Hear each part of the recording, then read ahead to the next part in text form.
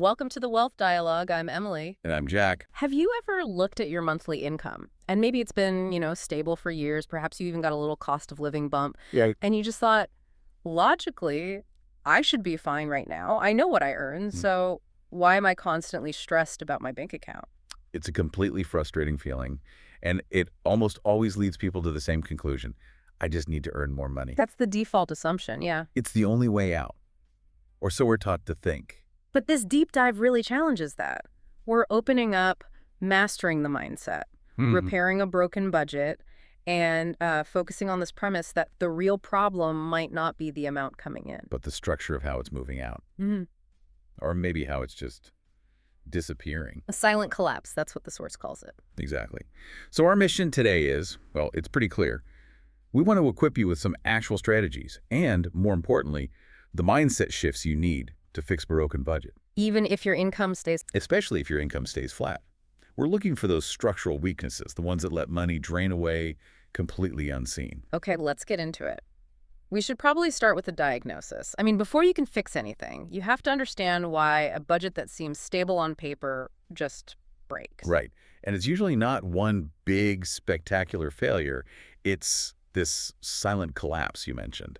People often look for a single villain, don't they? Like one huge credit card bill or a massive purchase. They do, but the real culprit is almost always money leaking quietly.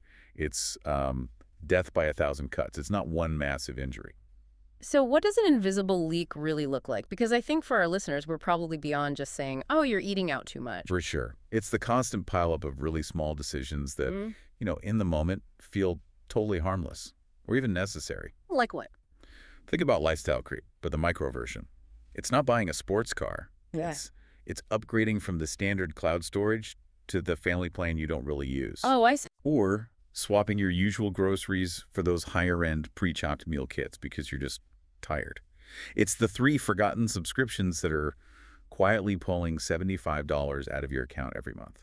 So it's not the one big impulse buy, it's the slow erosion of your daily cost of living because of convenience. That is the core insight. Budgets do not break loudly. They fail silently through tiny, constant additions.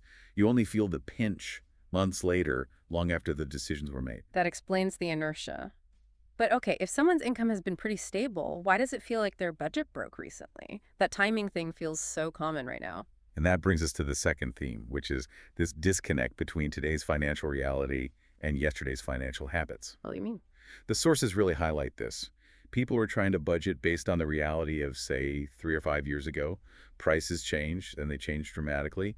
But our habits, they haven't caught up. So the money you have earmarked for gas, for groceries, it's just not enough anymore. It's not even close. The cost inputs have inflated so much faster than our behavioral response to them. You're operating with the same plan in a brand new reality. And that gap is where the budget just falls apart. Precisely. We cling to the memory of old prices. Right. We think, oh, that was an expensive week for groceries, assuming it was an anomaly. But it's not.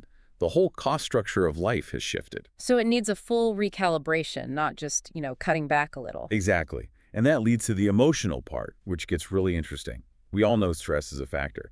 But just how deep is that link between feeling tired or overwhelmed and, well, making expensive mistakes? It's huge. A massive driver, often the fastest leak of all.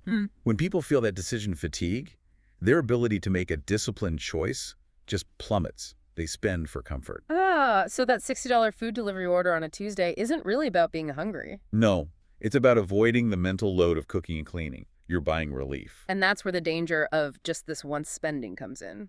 That's the trap. You're stressed, so you order delivery on Monday. You're busy, you do an impulse buy on Amazon on Wednesday. By Friday, you've told yourself 3 times that this spending is the exception. But the exceptions have become the rule. And that constant stream of exceptions, all fueled by emotional fatigue, is what makes the budget fundamentally collapse. Okay, so the diagnosis is clear. Silent leaks, outdated plans, and emotional spending. The system is built for a robot, but we're human. We are unfortunately human, so we need a better system, one that focuses on structure and psychology, not just painful cuts. A budget that's resilient to being human. That's the goal. And we've distilled it down to 5 really practical, actionable steps. All right, let's get to them. The first one already sounds a bit counterintuitive. It is. Tip 1. Track for awareness, not for control. This is so crucial. Most people hate tracking expenses because they treat it like a report card they're already failing. Yeah, they see the spreadsheet and just feel judged. Exactly. So the alternative is radical acceptance. For, say, 2 weeks, just track to notice, don't judge, don't change anything. You are just gathering raw data on your own life. And the key nugget from the research here is what? That awareness alone, just the honest act of knowing where the money went, can fix up to 20% of the problem before you do anything else. How? How does just knowing fix a fifth of the issue? It replaces that vague, overwhelming financial stress with a concrete, solvable problem. You realize the $150 leak isn't some mystery. It's those 4 streaming services you don't use. And that shifts your mental energy from shame to, oh, I can fix that. It gives you immediate clarity on where the real levers for change actually are. It's powerful. It is powerful. Okay, let's move to tip 2, which is about shifting the time scale. Tip 2. Switch from monthly to weekly thinking. A monthly budget for a lot of people feels really abstract. It's this huge number at the start of the month. And payday feels so far away. Right, which psychologically encourages overspending in those first couple of weeks. But wait, doesn't that just make it more complicated? Now I have to check my budget 4 times as often. You'd think so, but it actually reduces the mental complexity because the numbers become real and immediate. Managing $300 for the week feels way more controllable than managing $1,200 for the month. It pulls accountability into the present moment. It does. If you overspend on a Tuesday, you know you have to adjust by Friday. You don't wait until the 25th of the month when the damage is already done.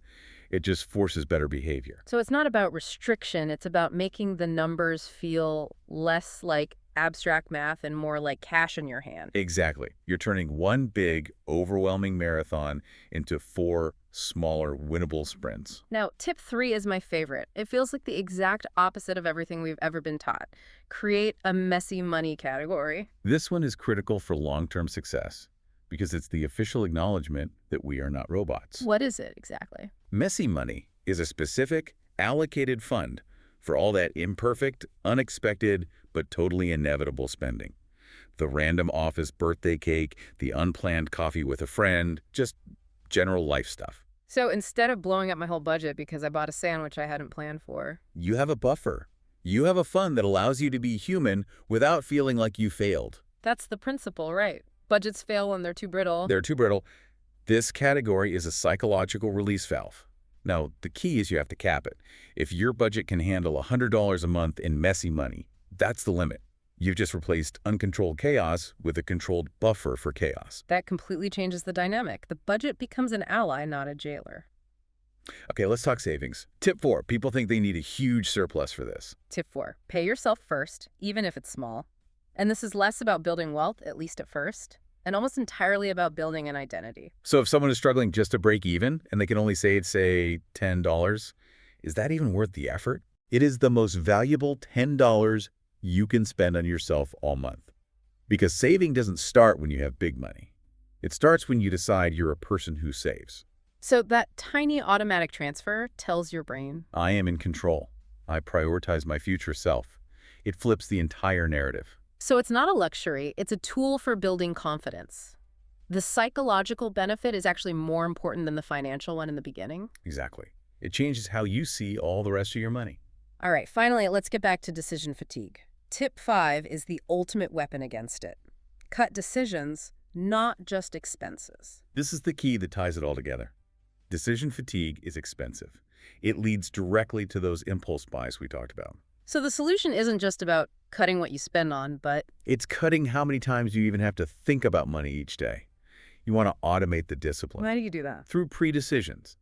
For example, create a rotating, fixed grocery list. You never have to stand in the aisle thinking, what should I buy? You've already decided. Or setting spending limits. Exactly. A set limit, like no more than $50 on entertainment per week. It means you don't have to renegotiate that decision with yourself every single time you open a website. You're kind of building a financial capsule wardrobe, a limited set of choices so you don't exhaust your willpower. Perfect analogy. You're reducing the mental strain of being solvent. And that willpower you save can be used for bigger things. So those 5 steps, awareness, weekly action, messy money, identity saving, and decision cutting, They're all so practical. Let's see how this plays out. Do you have an example? I do. I recently worked with someone who was, very well compensated, great salary, but they had this constant, sickening financial anxiety. Always broke before payday. The classic case. Invisible leaks and emotional spending driven by a high-pressure job. The standard advice would have been to cut everything fun or get a raise. But you don't focus on income at all. Not at all. We just focused on the structure. First, that tracking for awareness thing.